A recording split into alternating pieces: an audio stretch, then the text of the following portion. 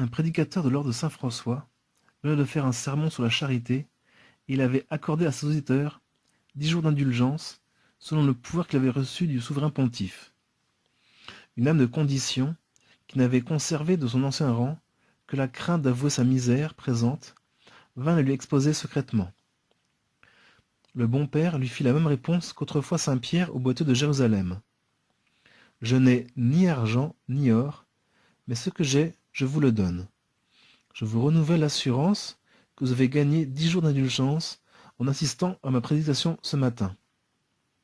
Allez donc chez tel banquier, lequel n'a guère eu de souci jusqu'à présent des trésors spirituels, et offrez-lui en retour de l'aumône qu'il vous fera, de lui céder votre mérite, afin que les peines qui l'attendent en purgatoire en soient diminuées.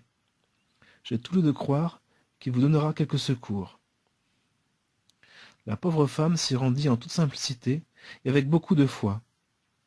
L'homme l'accueillit avec bonté. Il lui demanda, amusé, combien elle prétendait recevoir en échange de ces 10 jours d'indulgence. « Autant, répondit-elle, qu'il pèse dans la balance. » « Eh bien, reprit le banquier, voici une balance. Écrivez sur un papier vos 10 jours et mettez-le dans un des plateaux. Je pose sur l'autre une pièce. » Prodige.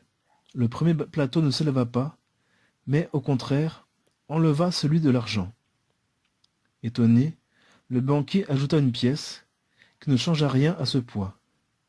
Il en mit 10, 30, 100, autant qu'il en fallait à la suppliante dans sa nécessité actuelle.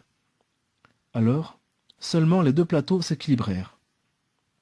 Ce fut une leçon précieuse pour lui, car il comprit enfin la valeur des intérêts célestes.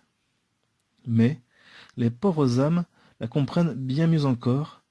Pour la plus légère indulgence, elles donneraient tout l'or du monde.